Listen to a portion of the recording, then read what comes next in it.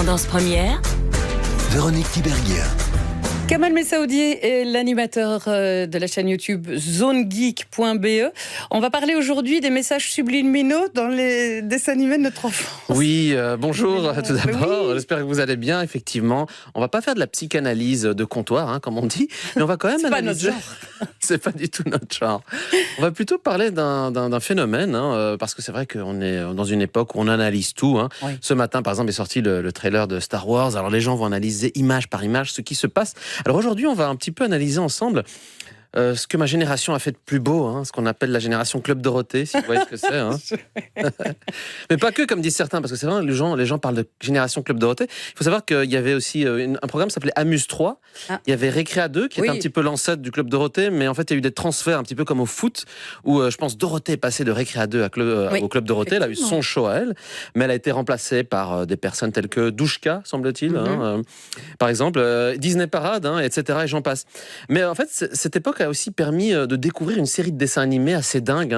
Je ne sais pas si vous vous souvenez de Ulysse 31. Ulysse revient. Je ne sais pas si on a quelques extraits d'Ulysse 31.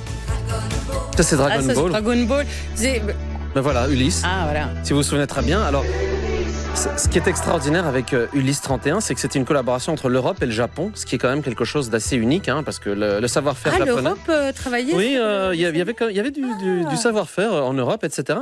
Et alors, c'était un concept extraordinaire, puisque Ulysse 31, c'était l'Antiquité, les mythes de l'Antiquité, qui sont transposés dans la science-fiction pure et dure, avec des thématiques universelles. Et ce qui est extraordinaire, là, ce n'est pas vraiment un message caché, mais Ulysse 31, c'est simplement le mythe universel de l'Antiquité. On trouve effectivement le parcours du héros, ce que l'on trouve effectivement dans des films comme Star Wars, comme dans Indiana Jones, comme dans Matrix. Et Ulysse 31, c'est un petit peu ce parcours universel. Et donc, dès l'âge, le plus petit âge, on comprend un petit peu ce que c'est que vivre une aventure, la vie, quelque chose de robuste, de triste aussi. Parce que c'est ça aussi qui est très important, c'est que les dessins animés de notre enfance avaient une part sombre et triste, parce que il faut aussi expliquer aux enfants que la mort fait malheureusement partie de la vie. Je ne sais pas si vous vous souvenez de Maya l'abeille. Oui. Moi, c'était quand même triste quand il y avait un méchant. Oui, il y avait des méchants humains avec des sprays qui tuaient des pauvres insectes. Vous ne vous souvenez pas de ça? Non, pas de ça. Je pleurais super longtemps quand j'étais petit. C'est quand même triste. Non, je pleurais devant Rémi sans famille. Oui, alors là, évidemment, c'était de l'émotionnel pur et dur. Mais bon, comment voulez-vous rigoler face à un enfant orphelin qui vit dans la rue, qui reçoit des pièces? Et en plus, le dernier épisode, est-ce qu'on peut spoiler les gens, ce qui se passe dans le dernier épisode de Rémi sans famille? Je pense que ça risque pas de repasser. Ils meurent tous, c'est quand même horrible. Le singe, il meurt de froid, c'est quand même horrible. Mais voilà, c'est aussi ça un petit peu les messages cachés de notre enfance, c'est que la mort fait partie de la vie. Et donc finalement, quelque part, ce que les gens trouvaient un peu dur, c'est aussi montrer que dès la petite enfance, on peut comprendre ça. Moi, je l'ai compris, que la mort faisait partie de la vie. Sauf dans un dessin animé où il revenait quand même souvent après être mort. Et là, je comprenais pas trop. C'est les Chevaliers du Zodiaque. Je ne sais pas si vous vous souvenez des Chevaliers du Zodiaque. Mais oui, très bien. Évidemment. Alors j'ai encore les jouets, les premières éditions, ils sont en boîte. J'avais compris dès l'âge de 7 ans qu'il fallait pas y toucher parce que c'était une valeur refuge. On avait parlé de la collectionnite aiguë. Mais dans les Chevaliers du Zodiaque, il y avait quelque chose d'extraordinaire. Au-delà du fait qu'ils mourraient tous les 4 épisodes et qu'ils revenaient tous les 4 épisodes par des miracles divers et variés, sauf le Phénix. Je me suis laissé entendre dire que vous aimiez beaucoup Iki, le Phénix. C'était mon personnage préféré. Voilà, c'est... le côté cool. Bad Boy. Voilà. Il n'est pas gentil au début. Il n'est pas de la gentil. série. Voilà, l'image un petit peu de l'ambiguïté des êtres humains. Vous voyez, il n'y a pas de bons, il n'y a pas de méchants. Il y a des gens qui, selon leur vécu, subissent des choses et essayent de tirer le meilleur. Alors au début, évidemment, il en tire le pire, le côté obscur de la force, un petit peu comme dans Star Wars.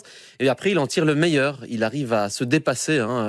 Et Iki, c'est le Phénix. Il renaît de ses cendres. Donc forcément, dès qu'il y a des flammes, de la mort, eh bien, il revient éternellement. Et donc là aussi, c'est un concept qui, lorsqu'on était petit, était très difficile à comprendre. Et lorsque l'on devient adulte, le concept de renaître de ses cendres, c'est évidemment pas que renaître de la mort, mais c'est aussi renaître finalement d'épreuves très difficiles comme Iki les a vécues sur l'île de la mort. Si vous C'est ça. souvenez. C'est la résilience au fond. Exactement. Et voilà. Et donc c'est un personnage qui évolue et qui change et qui nous transmet des messages forts. Alors il y avait un dessin animé qui n'est pas un dessin animé, c'est plutôt Un puppet film, animation. un puppet animation Jim Henson, le mythique Jim Henson, à qui on doit notamment Labyrinthe avec David Bowie et son pantalon moulant. Effectivement. Eh bien, les Fraggle Rocks, ça c'est un programme pour enfants qui a vraiment bercé notre enfance. Pourquoi ? Parce qu'au-delà du message très difficile, hein, moi j'avais peur des Fraggle Rocks. Je ne sais pas si vous vous souvenez, les Fraggle Rocks, qui étaient des petits êtres animés, mais ils étaient entourés de deux types de créatures. Les Dozzers, qui étaient des espèces de petites créatures qui construisaient des structures au sein même de l'habitat des Fraggle Rocks. Alors vous allez me dire, mais qu'est-ce que c'est que ce truc psychédélique ? Et il y avait aussi les Gorgs, qui étaient des espèces d'êtres obèses, immenses, et qui étaient persuadés d'être les maîtres du monde. Et donc les Fraggle Rocks, c'était un petit peu entre ces deux mondes. Et alors, certains analystes, non, en fait, il n'y a que moi qui ai fait cette analyse, peut-être un peu trop lointaine, c'est pourquoi est-ce que les Fraggle Rocks ne représenteraient pas finalement la classe moyenne qui est coincée entre cette classe ouvrière ?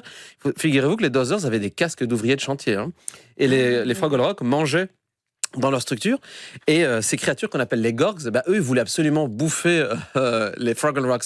C'est un petit peu cette métaphore finalement des très riches qui ont peut-être 90% des richesses, et finalement cette pauvre classe ouvrière qui construit, mais qui se fait quand même bouffer ces structures par les classes moyennes. Alors je ne sais pas s'il faut voir des messages politiques, à chacun d'interpréter les Fraggle Rocks comme il le veut, mais je pense qu'il y a quelque chose d'assez fort là-dedans. La lutte des classes chez les Fraggle Rocks. Ouais. Alors souvenez-vous de Gigi, je ne sais pas si vous avez Gigi. Pas... Alors là, on va peut-être dans quelque chose d'assez obscur. Gigi, quand tu viens, c'est la magie. Voilà, c'était une petite fille, en fait, qui venait de l'espace, mais qui rentrait dans le corps d'une petite fille, donc forcément, mais qui avait le pouvoir de se changer, devenir une femme. Pour séduire son papa, il y avait quelque chose. Ça me dit vaguement quelque chose. Alors bon, et le papa était vétérinaire, elle aussi. Enfin, c'était très bizarre. Alors, est-ce qu'il faut voir des messages étranges et bizarres ? Je voudrais pas trop approfondir la thématique, mais on était enfant, on regardait ça, on se disait, c'est quand même bizarre. Est-ce qu'il y a quelque chose d'oedipien, même si, bon, Oedipe, c'est plutôt inversé, mais voilà. Alors là, c'est quelque chose d'assez fort. Alors peut-être, je terminerai par un dessin animé que très peu de gens ont connu. Je sais pas si vous vous souvenez, qui s'appelait L'Oiseau Bleu. Oui, et j'ai adoré ce dessin. Voilà, alors c'était très triste, c'était très bizarre. C'était l'histoire de deux enfants qui devaient soigner leur maman malade, et ils devaient poursuivre un oiseau bleu qui était inatteignable et qui volait beaucoup trop haut dans le ciel, dans un espèce d'univers fantasmagorique dans lequel il y avait des champignons géants, un chat qui parle, et j'en passe. Alors, est-ce que c'est une métaphore de l'innocence perdue, l'innocence enfantine ? On veut retrouver finalement cette enfance que l'on a perdue. Finalement, c'est un petit peu ça, les dessins animés. C'est retrouver cette innocence perdue. Et on peut peut-être terminer par Dragon Ball. Je pense qu'il y avait justement le générique tout à l'heure pour rendre un petit hommage à Ariane qui nous a quittés. Vous vous souvenez d'Ariane qui chante le générique, qui nous a quittés à 61 ans il y a quelques semaines. Et Dragon Ball, en fait, c'est un petit peu tout et son contraire pour terminer. C'est-à-dire qu'il y a le côté ludique pour les enfants, mais il y avait quand même des messages aussi très difficiles vis-à-vis de la force, le pouvoir, le fait qu'on a une surenchère pour devenir de plus en plus puissant, finalement ça ne mène à rien, ça ne mène qu'à la destruction de l'univers.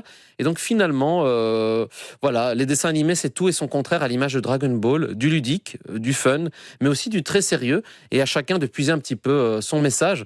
Je pense que Le Petit Prince est un petit peu le syncrétisme de tout ça, c'est que on peut avoir plusieurs niveaux de lecture dans un seul et même dessin animé, surtout ceux de notre enfance des années 80. Évidemment, et c'est sur ceux qui nous ont le plus marqué. Kamal Messaoudi, merci beaucoup. Merci on vous retrouve sur zonegeek.be, bien sûr, et très vite chez nous. On a déjà pris rendez-vous, donc tout va bien. Vous serez bien présents. Les dessins animés de notre enfance, nous, on vous retrouve demain.